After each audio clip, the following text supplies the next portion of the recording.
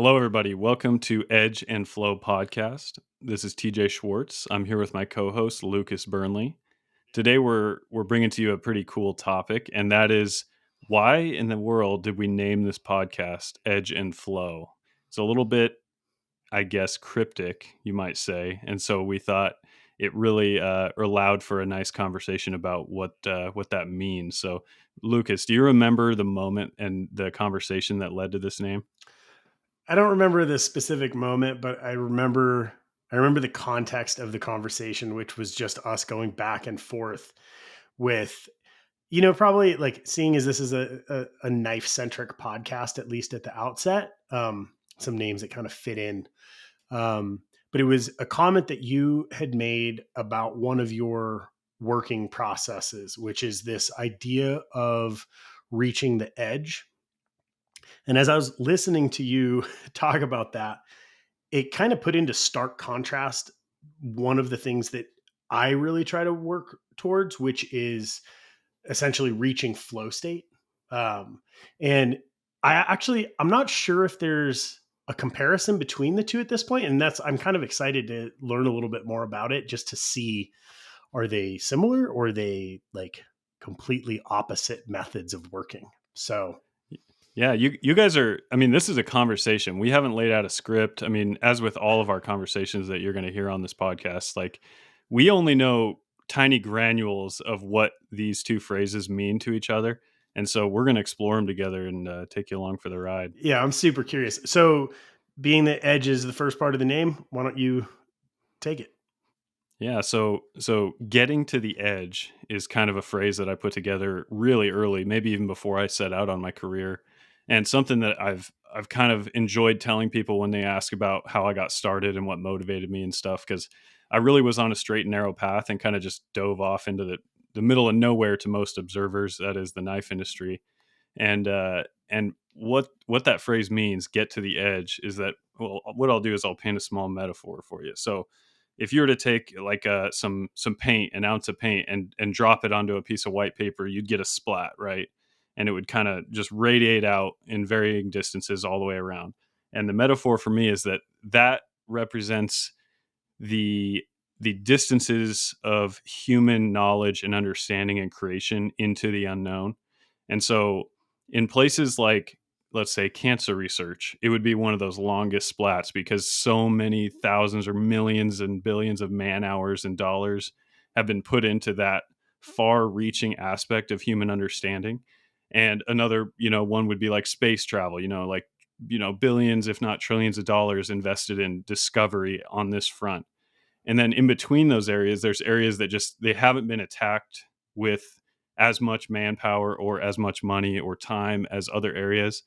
And what this metaphor means is, like, for me, what I discovered with my creative passions and whatnot is that the edge, which is the edge of the unknown, where the paint meets the white paper, that it doesn't matter really what I'm doing or what area in that metaphor I'm in. If I'm on the edge, I feel very alive. I feel very excited. It feels like things are happening. It feels like being on the frontier, on the edge, is something that is just exciting for me and fulfills me. And so what happened was I was on kind of a trajectory to go into like the car industry and designing cars and engineering. It was an engineering school, and it was obvious that was one of the particularly long fingers of this human knowledge. So it's like you have to travel along an established path for many years, likely, before you'll ever see the edge. With a lot And of other so people also, with a right? I yeah, mean, you're this is a huge machine that's moving forward.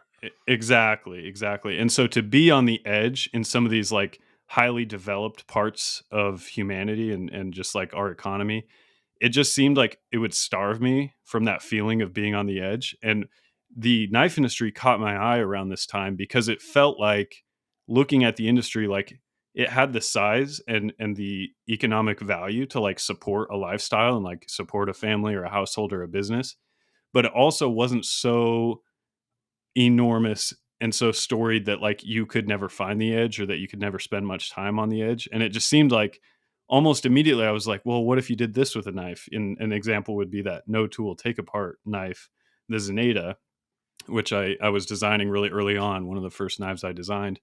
And it just kind of occurred to me, like, I feel like I'm already on the edge when I kind of started to explore this. Like, I could see the edge, I could sense it, I could feel towards it. And it immediately made me want to abandon the car industry thing. Even though cars are a huge passion for me, like, getting to the edge became the focus. And the first time I really saw it in the real world, I had to be there. All And right, so I've I've got I've got two questions for you surrounding this. okay. Okay. So ultimately, was was the Zenaida a like your was that driven by wanting to reach the edge, or was it after you had designed that you kind of realized where that knife lay? Um it actually it was an attempt to get to the edge Okay, so from you the saw you outset. were trying to do something that had not Yeah, been done. You were exactly. looking for yeah, you were looking for the way past the industry. Yeah. Second part of the question is at this point now, is that still your primary focus? Like, do you when you work, do you think about how you can reach like the edge, and does that transfer also into like processes, or is it purely design driven? So that brings up a question that I haven't really pondered too much, but I guess my answer to that would be I spend some time trying to design beyond the edge, thoughtfully. Thoughtful innovation is important to me, not just like being new because it's new. I mean, some valleys in that big splat of paint are valleys for a reason, right? Sure. Like cars with square wheels, like, no, we don't need them. Like, you Right. don't have to spend time. But and so I don't always convict myself to just be on the edge designing at all times. But in another sense, in the scene of the knife industry, you can also be on the edge in the sphere of business model and processes. It's endless. I So mean, really. yeah, it's 3D. It's Yeah. not 2D. And so for me, using my shop in a way that feels new and different relative to the industry around me, and just creating a business that's unique also has that same sensation of being on the edge. And so it's not just like a patentable product idea. It's also like execution can be on the edge as well. It's an overall kind of yeah, methodology Yeah, for your work writ large. exactly. Well, Yeah, I I would mean, say so. even just thinking about like your website, like you brought out the overland and within like a really short amount of time you had had like a configurator built in to where people could like swap out handle colors and finishes and hardware. N- That's not super common. Right. Even that like minor thing is a push definitely shows kind of your thought process. Right. Yeah, yeah, I would say that plays right into it. And Mhm. and just the general concept of bringing manufacturing principles and processes into a small shop, like into a one man shop, and like really committing to that is kind of a combination that I've kind of tried to strive for. And I'll say, like, I'm not claiming that this is like 100% new, that I'm like, this leader in business and this like that I have the most Yeah, innovative ideas. understood. I guess I would just say that the sensation of at least looking for the edge, that Right. trying Well, and to that can be unearth things. relative. I mean, that can be specific to you. Right. I guess for me when I hear like that concept, it does lend itself towards like a leader leadership position slash like being first, being the best, which I can honestly say I have never wanted to be like my goal has never been to be first place. Right. I think Mhm. they're two very different thought processes, and I have a reason for that. Yeah. Yeah, I'd agree. For you, does that tie in? Like, is your goal to be ultimately be the best in a given area? Um, I don't know if best is the right word. I It's think hard, right? one way I've described it though to people is like, if the pursuit, like this like thirsty pursuit for like finding the edge, quote unquote, is if it seems like the getting to the edge is the goal, and that I'm like unsatisfied by not being there yet or not spending enough time there, I guess what I would redirect that towards is like the satisfaction comes from looking for the edge, from like getting there. And so Hmm. like when I feel like I've found it, or like I've turned a stone that hasn't yet been turned, it isn't that I feel like competitively better off or anything like that. It's that the feeling of seeing something that maybe it was the first time it was seen. It's almost like a feeling of discovery more than anything. It's kind of like a Interesting. curiosity. You know what I mean? Because if you're learning from what other people have done, there's huge value in that. It's incredibly important. But if you're learning from what other people have done, that discovery feeling isn't as strong as if you felt like you were Right. the one who turned the stone over in the first place. Yeah, And it's a that's like an different having like a addicting. unique thought. And again, this is relative, and it can be a way that you're interacting with information or process that doesn't Right. have to necessarily mean you're the first person to do it. Yeah. A Um, sense of a uniqueness. sense I of guess that uniqueness. rather than being best or first, I would say an overall sense of uniqueness Right. is what feels good. Yeah. Interesting. While still being able to reach, I think you had said something about like the idea of, yeah, reaching the edge of an industry, realizing that like with the automotive industry, like that is a very long trajectory. And as a Mhm. sole craftsman or designer, you individually may never reach that, because Right. you're essentially Right. like inside of that profession for the most part, you're working inside of a team. Mhm. Does that come into play as well, do you think? Like, Yeah, is it I like mean, individualism as it individualism's relates huge. to reaching the edge? Because it's a very different thing. Like if you're working for Tesla, you're reaching the edge, you're reaching it as a team, and Mhm. probably will continue to push past. But I would like almost argue that that might be a different personality type or a different drive. Mhm. Mhm. Yeah, and I think in a team there would be a similar sensation. I honestly can say I haven't worked in teams like that, like very much at all, so I can't speak really well to that. But I guess what occurred to me at that point was that once I could see the edge for the first time, nothing else seemed to matter to me Mm, except moving towards it. And so it was like rather than ignoring it and moving further down the trajectory of like the I don't want to say status quo because that sounds negative, but like moving along the trajectory of like you're going to learn these given things and then you're going to apply them later down the road, maybe a decade down the road, and maybe you'll get to the edge. Like with the hope of one day finding the edge, once I saw the edge in front of me, all of that seemed moot. All that seemed right. like not like a waste of time if I see it already. Like that's the direction I want to go. If that makes sense. Interesting. Yeah, it'll be curious because our inputs and drives change over the years. Um, Mhm. it'll be interesting to see like how that thought process, like if you maintain it in a decade, Mhm. like, That's right. and I'm sure it changes somehow, but I mean, for me, like the idea of flow did not originate in any way with knife making. I think Mhm. I came to the realization that it was an important component Mhm. as I got older. Mhm. So like the easiest, I'm going to actually look up like a definition, just because it'll put it Yeah. in more succinct way Definition of than I flow will. state. Yeah. So ultimately, flow is a state of mind in which a person becomes fully immersed in an activity. So that's like a really easy, like short version of it. Mhm. Um, where I first encountered it was probably kickboxing. I remember a teacher talking about being in state, and you're like, oh, yeah, you're like in the ring. You are nowhere else.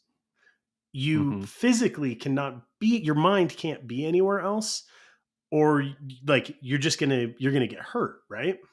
Mhm. So I remember that feeling of this hyper focused, fully present, um, in the moment, just sensation, Mhm. and how intriguing that is, because normally like our brains are not wired to run that way. We're all over the Right. place. You're thinking 50 different things all the time. Mhm. as I kind of experienced it in different elements of my life, I realized that I created it. And I think that initially I assumed that there had to be an inherent level of risk for me to engage that part of my brain. So, like, Mhm. I was really big into BMX when I was a kid. That's like a prime example. As I got older, I got into motorcycles. And motorcycles, I think, were the one where it really set because it was life or death. In you're either present or you die. Like there's no Right. middle ground. Yeah. You can't be thinking about something else. I mean, Right. even like kickboxing, like you might get hit, but you're not looking at catastrophic failure. Yeah, yeah. So this all leading into the idea of where I found flow in my work and where I'm still trying to find it. And generally, it is a point of work where I am solving a problem, but am on a trajectory that is allowing me to just be involved in the work. Mhm. So it's like a sense of kind of immersive hyper focus. Yeah, I would say like nothing else is going on around.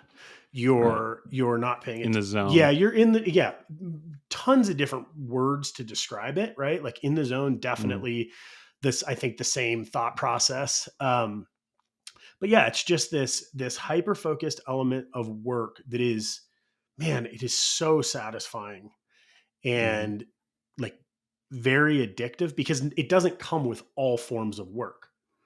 Mhm. Um, at least initially.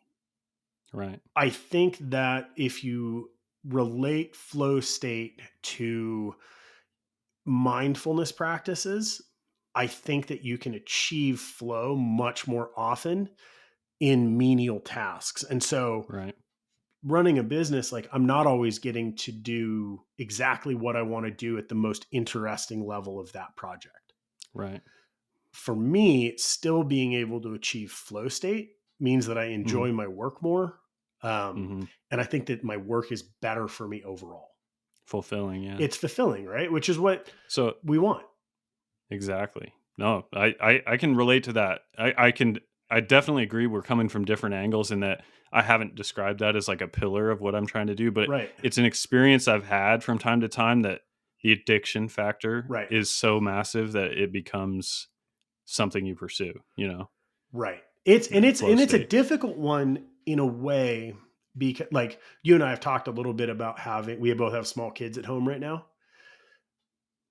Working, in my 20s, no children, unmarried, I could allow myself to reach that type of workflow consistently over long stretches of time. Like if I want to work 16 hours a day, like it didn't matter. Mhm. The exercise at this point is essentially how can I honor that process and engage that type of like again flow, right? While having my time broken up by not only obligations but things that I also want to value, right? Like spending Mhm. time with my Yeah. kids. Yeah. But the two things they don't necessarily parallel. So it's definitely a, Right. a learning process at this point. Oh, 100%. So a phrase I've heard that I'm wondering if it overlaps or if it's like a synonym to what you're saying.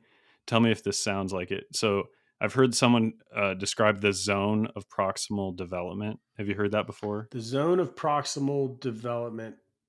Yeah, I Wh- have. I The know. I what? kind of know the overarching concept of it. Yeah.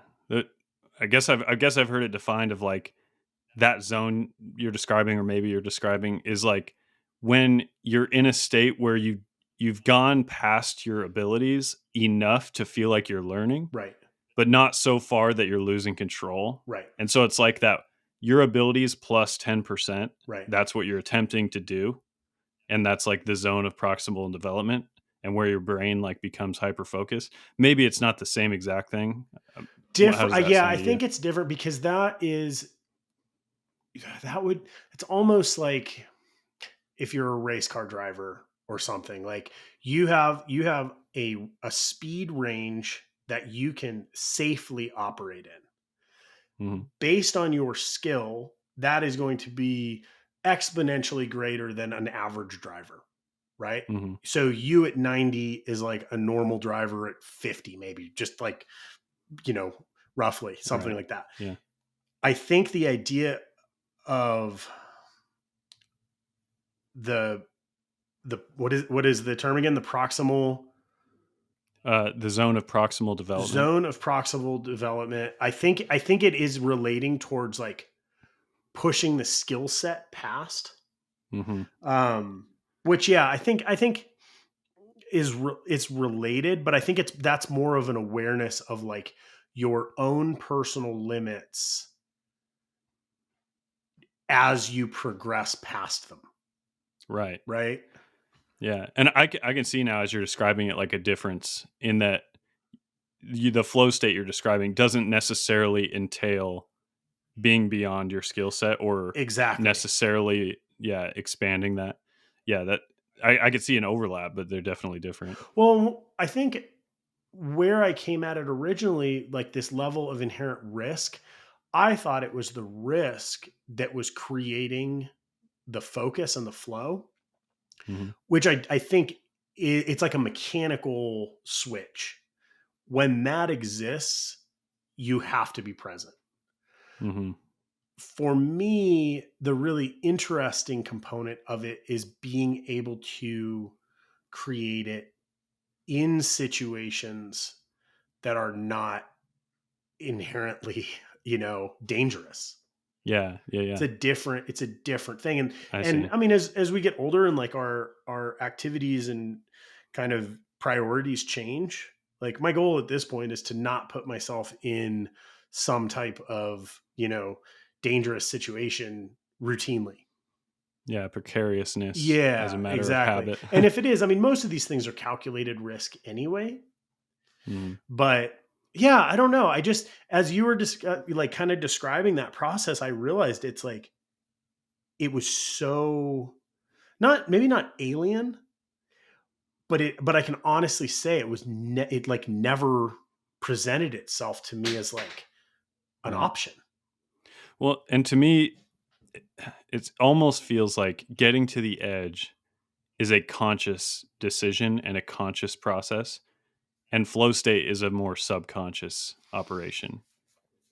Does that seem possible? Like maybe Yeah, consciousness it can does. And it can might also trigger flow state. right. I think yeah, I think I wouldn't necessarily say subconscious. I think that it is something that we can create. We Hmm. can make the decision to strive for it Uh-huh. if you find value in it. So in that way I would say like maybe the first time people experience it, it's subconscious. Hmm. Um You know how I know I'm in when I'm in flow state? When I forget to eat. Prime example. That's a great one, right? Like Yeah. you lose track of time, Mhm. you are not paying attention to hunger, um, temperature, discomfort. There's like a whole range of things that they basically disappear. It almost becomes like a meditative state.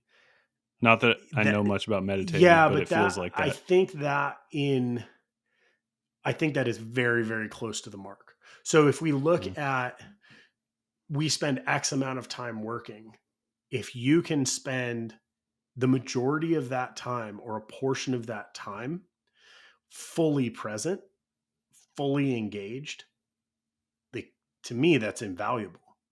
It do is you have to meditation. do you have tools or can you walk through like a process of initiating this? I'm Or at least really, I'm really still, I'm really still figuring out how to kind of engage it. Um, I guess for me, most of it comes back to mindfulness. So I'm 20 years into my craft, right? There's a lot of mhm, tasks that I can do while listening to an audiobook, kind of halfway present, and like legitimate muscle memory is able to do 90% of like the work. Mhm. If I can stay present in that work, um and that usually, I mean, it's a meditative process, right? Mhm. It's essentially watching your breathing, watching the work that you're doing, feeling, maybe I'm grinding blades, like maybe it's just like noticing the sensations in my hands, noticing like the the sound or the harmonics of the grinder. And just as I start to kind of get distracted and like think about like what we're doing for dinner, like bringing myself back into that moment. Mhm. I think that is, I think from an exercise standpoint, that really helps. Mhm. But at this Kinda point, yeah, catching the wandering mind's eye a little yeah, bit, like exactly. corralling And it. like, no, no, Yeah. like I'm here right now. And Mhm. I think part of it too is the desire to want to be fulfilled by my work.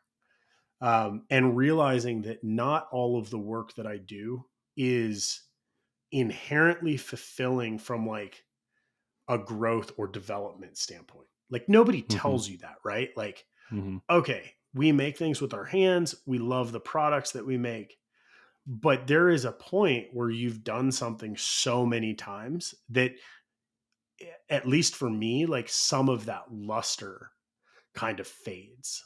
Mhm. So let me explain like a little thing that I stumbled into and see how this fits into the picture that Okay. you're describing. So, as you mentioned audiobooks. So, I found that like I do find a flow state when I'm problem solving like you just mentioned, and problem solving may be like one of the strongest factors for me to enter that. And it's when it becomes, addictive and everything fades away, is erased by all accounts in my mind.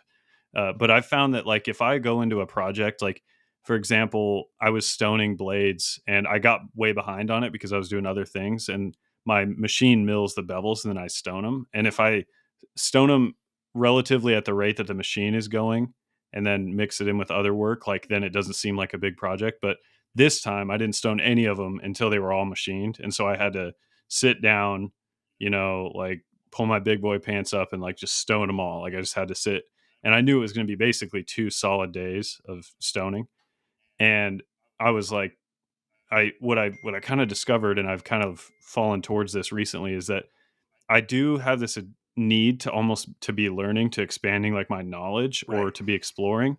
And if I don't feel like that's happening in my work, if I put like I listen to like lecture series about various things, like I'm into war history. So like I listened to a lecture about the Civil War that was 20 hours long, and I did that while I was stoning. And it felt like in a way I was simulating this like learning process, while what I was doing with my hands wasn't necessarily a learning process itself. Right. You're still So it's like, engaging that part of your brain though. yeah. Right. And that was able to make time disappear Right. by the learning process taking place listening.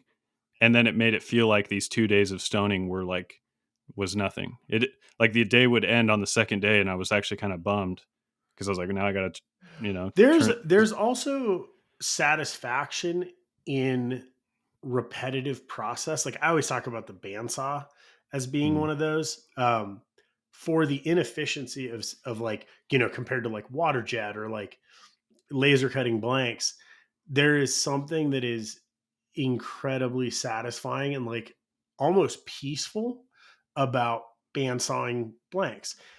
mm, I think part of that is because the the speed and the repetition at the way, like the that it progresses at, like you are cutting at a consistent speed. It takes the same amount of time. Like if you're cutting 10 blade blanks, each one is going to take approximately the same time.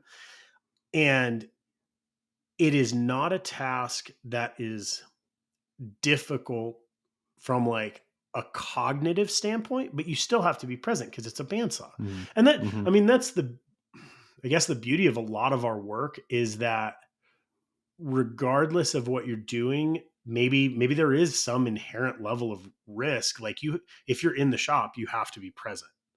Mhm. Even Yeah. if it's just like, oh, you've been hunching over a workbench with like bad posture for 4 hours, like you're better off if you pay attention to that and like adjust your Yeah. body, you know? Mhm.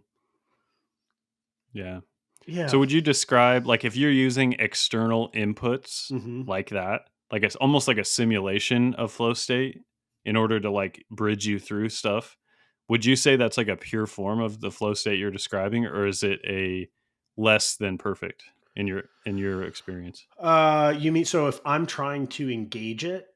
Yeah, I would say it's more difficult because Mhm.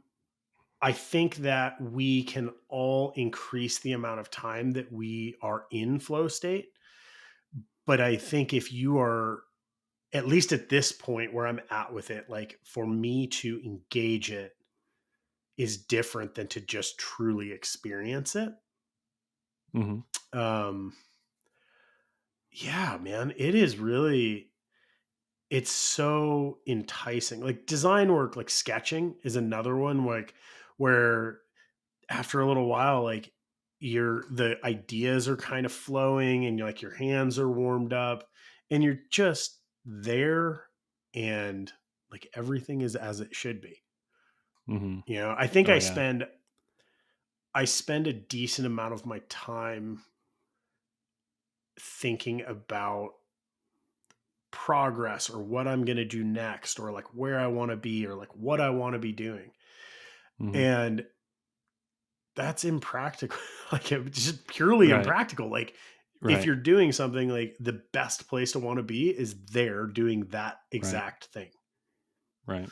Um, Well, hearing what you're describing, like, it makes me wanna try to gain that sense, that feeling that I get while listening to an audiobook while doing the work. I think it would be an awesome practice to try to gain that feeling without the external input, with simply right. the things I'm doing with my hands, and, like, see if it's how hard it would be for me to do that, and how long can I do it, and is it something I can extend? Yeah, or progress. Like I guess from I listen to a ton of audiobooks too. Mhm. I would say that that is different. That is allowing your brain to focus on something Mhm. that makes what you're doing less monotonous. Yeah. Um, it's a different thing, right? Yeah. But Yeah. maybe it serves the same purpose, which is Yeah. it It's like a allows you to simulated version. yeah, it allows you to stay Yeah. present. But I mean, like flow, the term itself is descriptive. Like, what do you think of with flow? I mean, it would be like water or Right. air. Yeah. That idea of being swept into a stream or into motion is very different than getting information Yeah. from audio.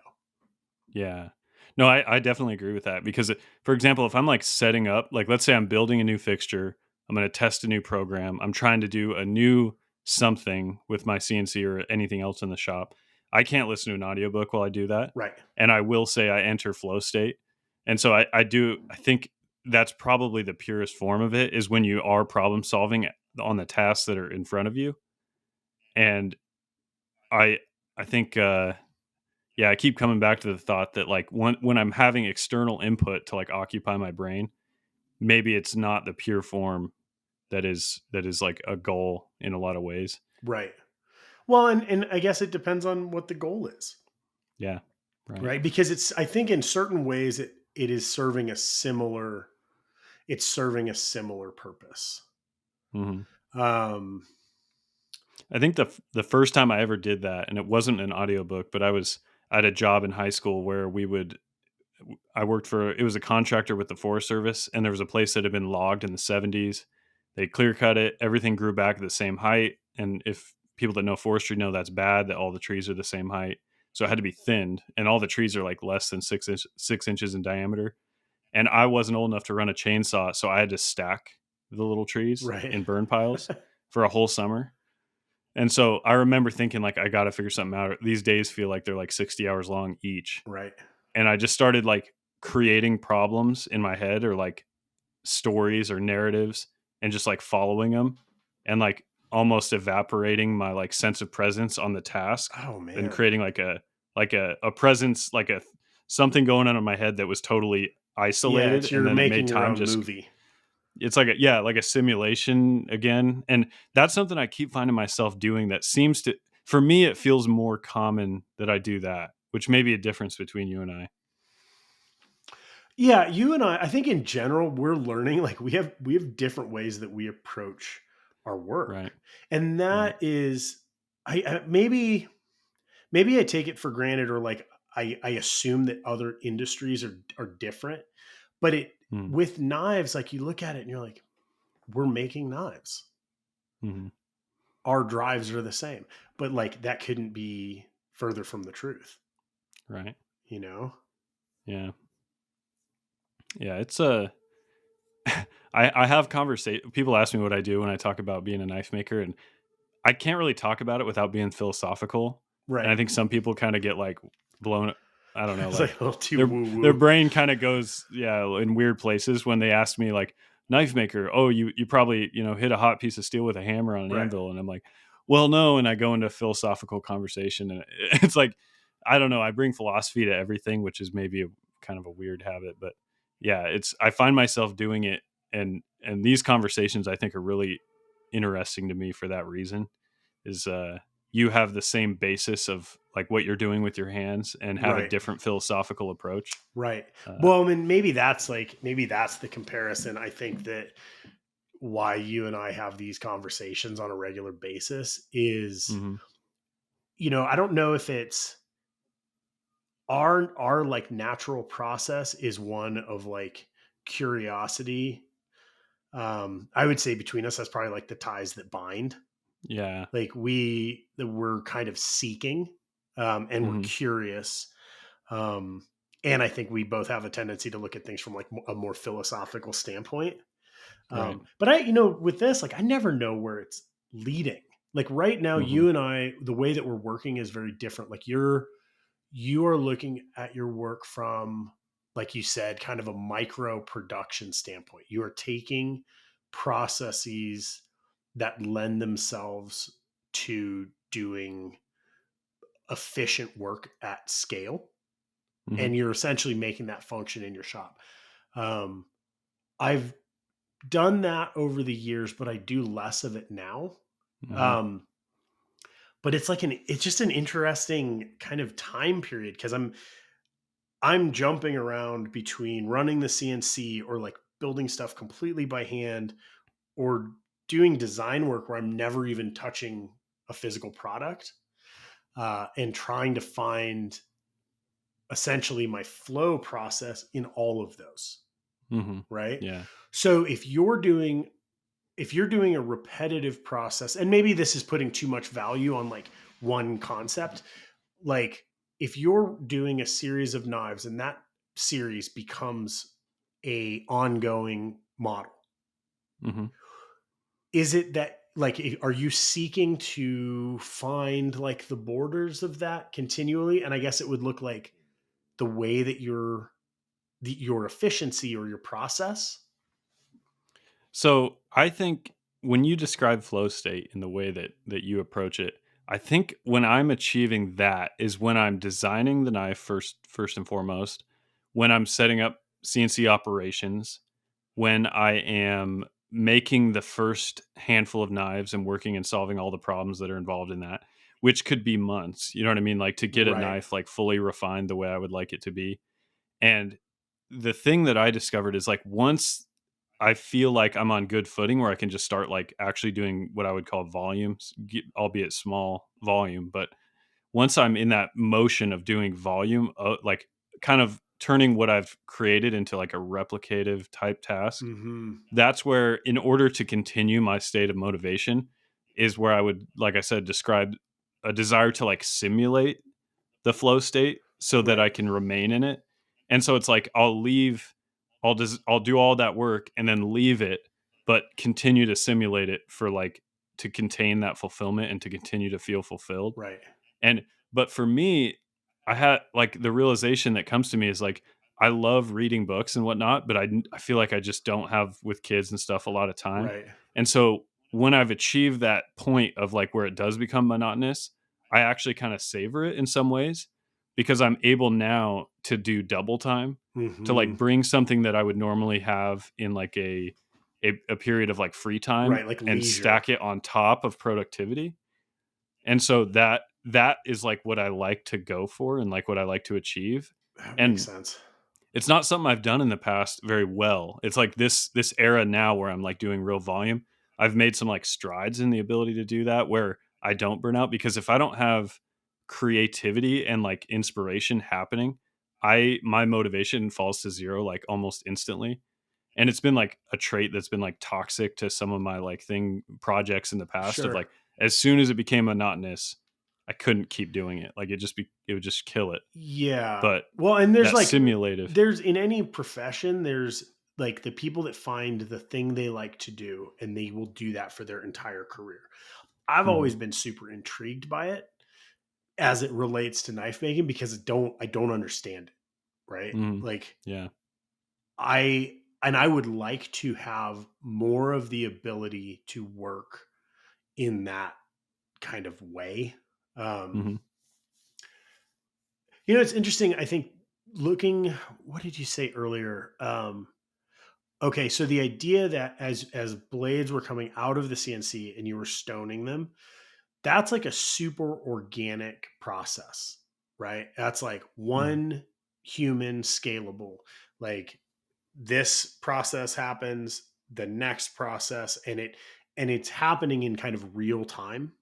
mhm, The ability of automation to like bury you in one task is super real, right? And that's like like mhm, a learning that's like a learning process. So I mhm. ran like a few hundred parts last week, but those few hundred parts essentially are so that I don't have to run them again for 2 months. Right. But if I Yeah. was to I look at those and go, well, I'm going to finish all of these right now. I mean, I'm instantly burying myself in super monotonous task work. Yeah. And Yeah. not in a healthy way either. Like it's Mhm, I think a lot of what we do as small shops is balancing orders and operations. yeah. Like if you sit down and you have, if you're hand grinding blades and you're like 300 blades there, like absolutely there's people who do that. Mhm, But the trajectory becomes so long before you're reaching like finished product that I think that's like a time killer for a lot of people. So I think that's why you see yeah. like, people that are doing custom knives, like they're working in like 6 knives, 12 knives, Yeah. Yeah. 20 knives, but these kind of like these numbers that are kind of human scale where you can see, like I'm working on a little batch of 12 knives right now. Each Mhm, step of those takes a significant amount of time, mhm. right? Yeah. If it was 5 times that amount, like it just outstripped my ability and Right. my timeline to work. Right. And I think we're absolutely encircling like maybe an additional difference between us because I have this little voice in my head that is that if I'm doing something and there's a voice telling me that it is not efficient, like hey TJ, you're not doing this the efficient way, then it becomes a frustrating factor Right. for me. And so for me, when I go up to more numbers at a time, then I'm able one of the things that I've looked for is like, how do I kill compound movements? Right. That's like how I've approached it. So like a compound movement would be like you sharpen the blade, then you strop the blade, set it down, pick up another knife, sharpen it, strop it. That's a compound movement because it would be more efficient to sharpen them all and then strop them all. And Right. that's a simple one. And Right. so I like try to isolate everything to where nothing is compound. Everything is like a single task, which Yeah. is to me is very different than what most people do. Yeah, you're way more But efficient in your process well, than I am. but I could not do it without this idea of simulating flow state at the same time. Because what Mhm. I've also discovered is if I'm doing a compound movement, even if it's simple, it kills the ability for me to double task or to like also consume other content like a book because if it's a compound movement, then there's an error that's accessible. Like I can accidentally forget to strop one or strop the same side twice or not, you know what I mean? Like Right. there's Right. like the less conscious it is, then the easier it is for me to multitask, if that Right. makes sense. Yeah, it's gross motor. And if you're only Yeah. doing one task at a time versus, okay, I'm gonna, you know, I'm gonna sharpen, then I'm gonna strop, then I'm gonna take this knife over and put it in this box or clean it and then walk back over. You're also increasing the amount of steps where you can be distracted by something else. Mhm. Um, so yeah, I think that also plays. There's also work types that are just more efficient to batch. Like so I have done what I consider like batch and queue. So Mhm. I will batch CNC work until I have like a number like 5 knives ready to go.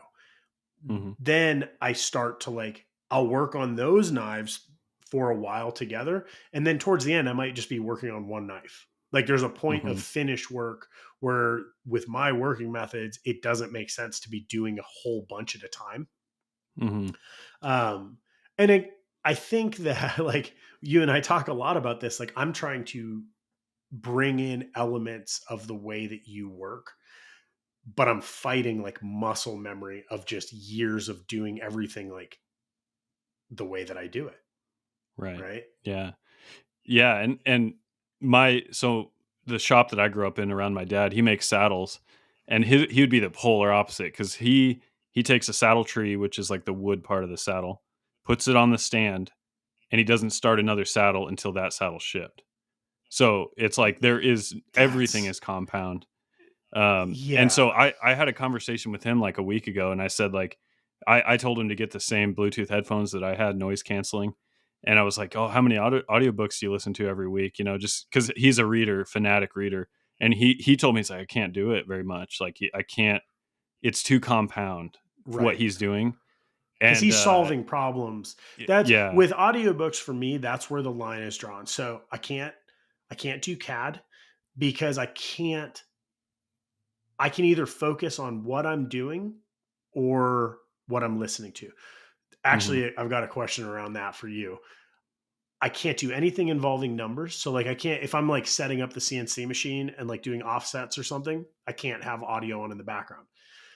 Those I can listen to music, Hmm. and I usually like when I do design work, I listen to like kind of a the ideal is like a droning kind of electronic. Like I want something that Hmm. is rhythmic and actually repetitive because it allows me to stay kind of in process longer. Hmm. Yeah. You are so CAD fluent. Can you do CAD and listen to an audiobook?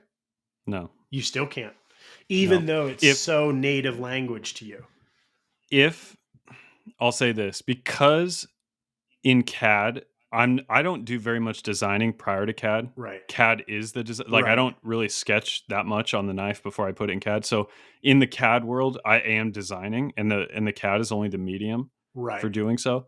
If like I've done like freelance CAD work for like other people where they give me like a blueprint and they're just like, hey, my client wants to, just needs this as a solid model. I can absolutely listen to an audiobook and model and it's something existing. Right, because you're So it's sculpting. That's yeah. the so yeah, I can grind blades, I can shape handles, I can do complex tasks. So that is the comparison. If you're actually solving the problem of a new design, you can't. If you Mhm. are just sculpting essentially, you can. Or whereas I would not be able to do that because my brain is still so inefficient with CAD that I'm having to essentially solve each little problem of the way that I'm constructing Right. something. Yeah. Yeah, yeah. And, yeah, that it's it it's like I have a certain amount of bandwidth, and I used to hate when I was doing something that required low bandwidth. Mhm. Used to be unbearable, like, unbelievably difficult.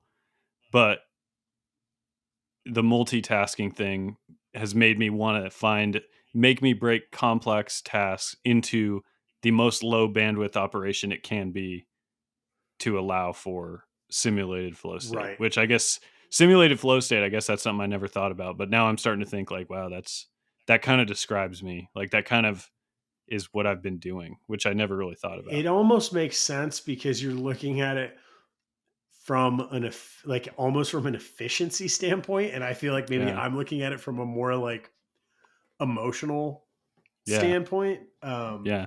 So yeah, you're creating the same process. So just going on to audio, I do feel like this is like a little hidden uh, trick of our industry, which is a lot of us listen to a huge amount of audiobooks, Yeah. Yeah. right? Yeah. What are your kind of go-to genres? So I'll listen to lots of podcasts that involve everything, politics or Sure. whatever, just general like current times content from podcast such situation. But from an audiobook standpoint, uh, either history,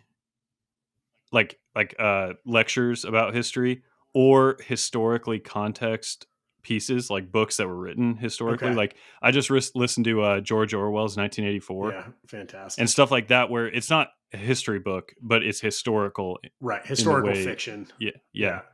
yeah. And so just anything, like I'm really into history, man. I don't know what it is. The bug bit me of like war history, mainly like World War II, or anything like I have a love hate relationship with self help type books, Sure. with like finding, there's a million different types of books that are about like self improvement. I have mixed feelings about them. I don't know. I haven't been able to really fall in love with them very much. But what I do like is stuff like Malcolm Gladwell's books, Mhm. that they're not written in a way that's like, this is what you should do and how it will help you. It's more of like, this is the data of what, how humans act in these scenarios, or this is how like society creates successful people or whatever. Right. And it's like, I'm the one doing the thinking, and I'm just listening to data. Yeah, that I makes think I sense. like, I think I like that more Yeah. than being like told to, this is, this is my thought process, like adopt it, if Right. that Yeah. makes Here's sense. the method of how you can be more efficient Yeah. versus like, here are techniques that humans use Yeah. for efficiency. And I think Yeah. that lends to like your curious nature because you can look at that and like you, you pick and choose like Mhm. what works for you. I always looked at Yeah. martial arts that way. Like I was never dogmatic. Like I did kickboxing, I did Kali, I did Sistema. And for me, like I just looked at it, I'm like, it's just movement. Like it's your body. Mhm. My body Yeah. moves in a way. I want to understand how to move it differently. Like Sistema and Mhm. kickboxing are like very, very different. Yeah. They all plug into your brain and allow you to kind of figure out processes that work. And I think a lot of like the more beneficial self-help books are kind of doing that. It's like you take what works and you leave the rest, Mhm. as opposed to Mhm. like, yeah, some very like scripted, like do this, and this step and Yeah. you'll achieve. I love self-help books, but it's that same thing. It's Mhm. like generally from a curiosity standpoint, of Mhm. and like, I don't know, maybe I'm just trying to solve my own problems constantly. No, no, I think I get a lot from books like that, a lot. But I think the only thing that sours me is oftentimes they have like a foreword that basically is saying, throw out everything else, this is the Yeah, way. I hate that. And it's like, it's not that the things they're saying aren't valid. It's just like I I taste arrogance a lot of the Right. times when I read those books, and not always. I hate to make a blanket statement, but Sure, like, it, but that's essentially a comment to marketing in general. yeah, Like I have a really hard time on like the business side of our business. Like you'll never see me saying like this is the ultimate, this is the best. Like I prefer like a more kind of like anti-hero, like I let my customers figure out like what it means to hmm, them, yeah, yeah, right? Like yeah. Show them the data, like show yeah, them kind of. results. Yeah, show 'em the Yeah, results or like, people always ask me to like describe designs and like who's this for and like what's it for. And I'm like, I'm designing this like for me. Like I'm just making a hmm, knife. I don't always have hmm, like there's not a sales pitch behind it. And yeah, I think yeah, that like sometimes with the self-help stuff, and maybe like self help is too broad of a spectrum, um, but like they come at it from like they need a sales pitch Right. as opposed to being like, Yeah. here's why your brain's not working right. Like, Yeah. Yeah. And they often prescribe. It's almost like a yeah, prescription type feel to it, right, and it's like, I don't know. yeah, It kind of reminds me of like the infomercials where it goes to black and white and it shows a person like dropping yeah. everything, like they're trying to get Tupperware out and it like falls on their head or something. Oh And man, I'm like, it's like they want to paint a picture that is like really like the reason you're bankrupt and you're losing your house is this. Like, right, if you do this, you'll be a millionaire tomorrow. It's yeah, like, yeah, probably not. I don't know. I'm Like, I'm it, as we've been talking, like I kind of in the back of my head keep going to the idea of like, what does it look like for me if I try to reach for the edge, the perimeter? hmm hmm I'm going to try to integrate it and like at least experience it, because yeah, maybe it's also a time thing. I don't know. hmm Like, I'm super intrigued by it. I think that you experience flow state in your process by default. I don't think that my process incorporates like the edge. hmm So it's just like as a yeah. thought exercise, I want to try it and like see like what comes out. Yeah, yeah, totally. And I almost view the getting to the edge partly as like it almost borders on the like career motivation and business model side of the conversation.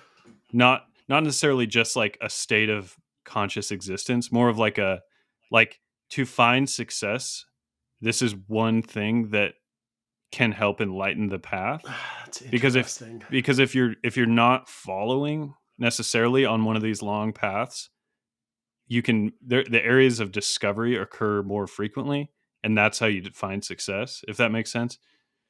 And if I'm sounding like a Yeah. self-help author, call me out in the comments. But My book will be out in 6 months.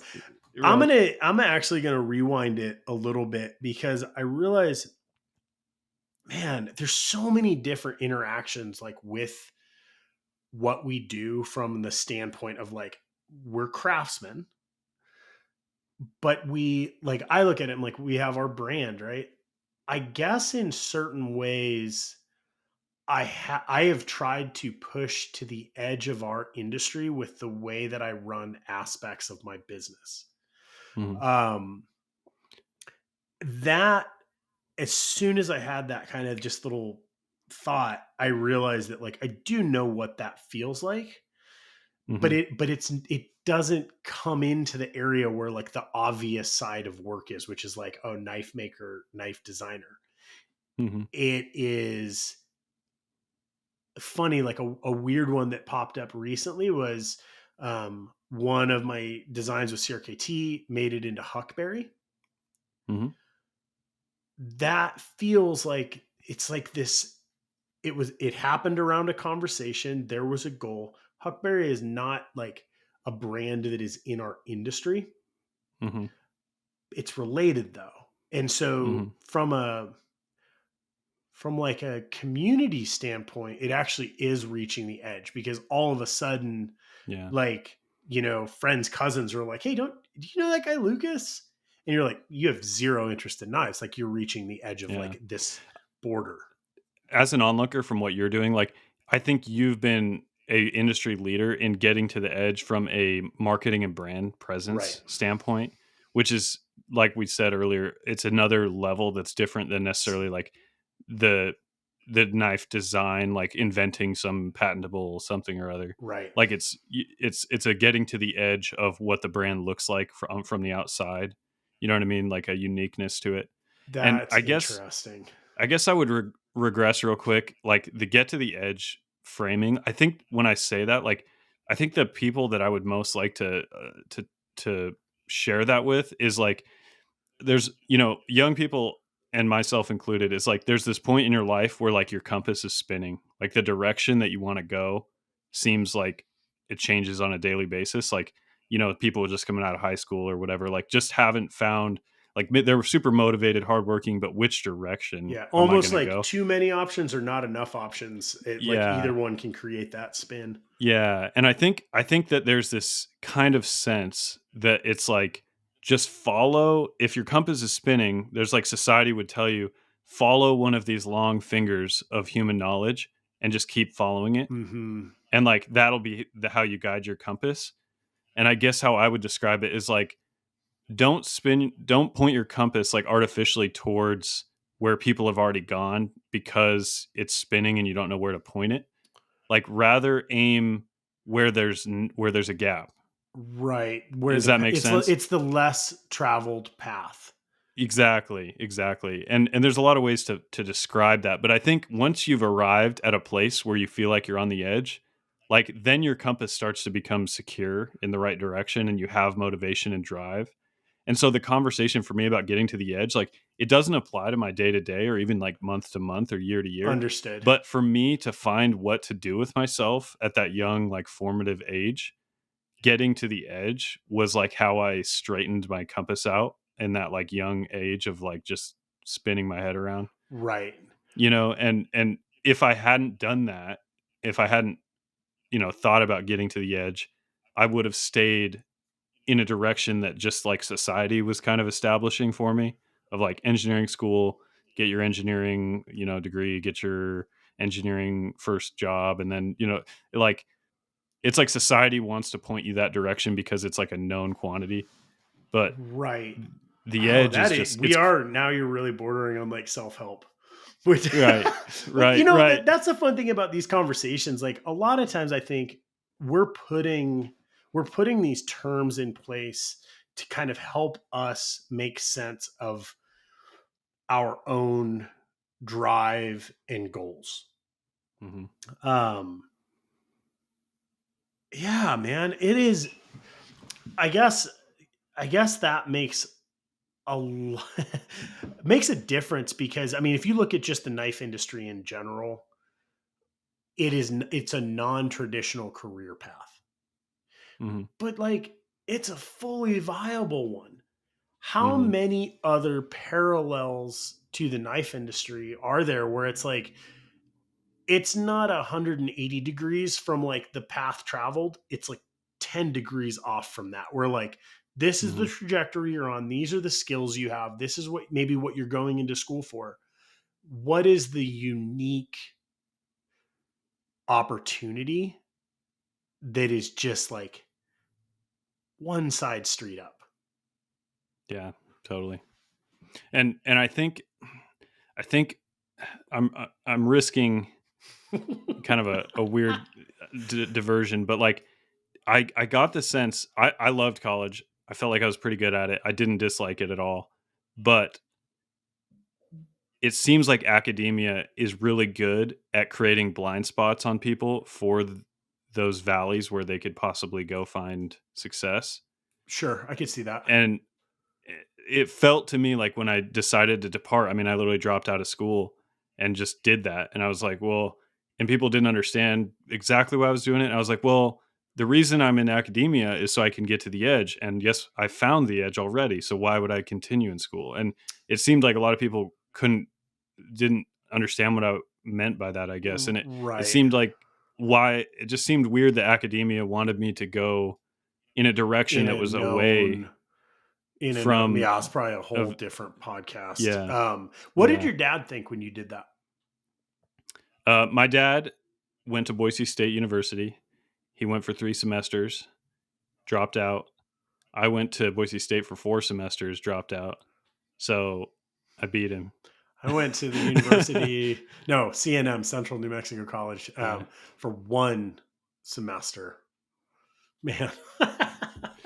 So get this, my dad he went off and did his own thing, and well he actually became like a river guide, hunting guide, like kind of spent Uh-huh. kind of like a vagrant couple years, and then decided to be a saddle maker. He was in like a hunting camp, and he's like, I'm gonna be a saddle maker, and he just looks up where do I go to become a saddle maker, and Spokane Community College had a 2-year saddle making degree. Oh, So he went wow. to Spokane Community College and spent 2 years making saddles, and boom, he was a saddle maker. Man, vocational Yeah. schools are so cool. We've talked about Mhm. this. Like I went through welding school. It just opened a doorway for Mhm. me for understanding. Like I left with a skill set. I only Mhm. worked in the welding industry for a year or two. Um, but around that time, I remember looking at a few different schools. Like I looked at a school for bicycle mechanics. I looked at gunsmithing school, which was up in like Trinidad, Colorado. Like there was just some parallels. And I ended up, knife making, which I didn't go to school for, but kind of, I guess, a lot of the thought process or like goals were still in that, I don't know, kind of Yeah. working with my hands, but like it would be it would be a disservice to like my business over the last 20 years to like tie it all into working with my hands because it Yeah. hasn't been. Like Mhm. it's just been a Yeah. constant experiment in making and branding and marketing and like networking and building community. Like there's so many little pieces. I think if Mhm. like for my boys, if I can have any input on them as far as like trajectory, it would be like that. It would be like give yourself the ability to do a career where it can change with you as you Mhm. kind of Yeah, progress through your flexibility. life. Yeah. Yeah. Yeah, no, I agree with that Different 100%. things at different times. So, m as we talked about earlier, like, you can probably hear it in our voices, we're both kind of, like, racking our brains over these concepts, like, right in front of you.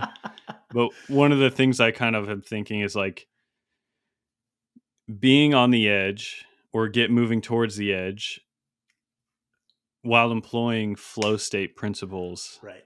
to me is, like, that's Sounds pretty that's the good. goal. Yeah. I mean, that makes a decent 9 to 5. Yeah, it's like Yeah. you got a method and a direction, Right. you Oh, know? method and direction. Magnitude and a direction. Yeah, that's yeah, that's interesting. I'm glad I was able to understand and flesh out, like, because when we first started it, the when you described this to me before, the zone of proximal development was something I'd heard That's where before your you head talked about was. flow Yeah. state, and that's what I was picturing, which sounds a lot more like being on the edge because that's kind of what it is Hmm. from a personal standpoint, which is why at the end of this, I almost wondered if we would arrive pretty close together. But now it doesn't seem like that's the case. Like that's It's just a different yeah. process. Mhm. That's one of the things I value about these conversations is I think it just opens, you don't know what you don't know. Mhm. As soon as you have interaction with a thought process or like from a handcraft standpoint like a technique or from CNC, as soon as you see something you can start to integrate it, and the more parallel kind of information you have the easier that becomes, Mhm. right? Yeah. Like you have to have a Yeah. starting point. So yeah, it's just like here we are. Like I'm 20 years Yeah. in and I just kind of learned about a concept that had never presented itself to me. How cool is that? Right. Yeah. Yeah, man. It's exciting times. This podcast I'm looking forward to a lot Yeah, because same. yeah, talking on the phone when I'm looking at knives that need stoned is like sometimes that like well I mean you and I'd be on the phone hour and a half like just randomly, and now like actually putting like a focus and an attention to it is of great value. So Yeah, and I being able hope to listeners also find put it on a value. calendar and Yeah. like have it, because then you're like you're kind of stocking up stuff to talk about in the back. I'm Mhm. really curious to see if other people like it.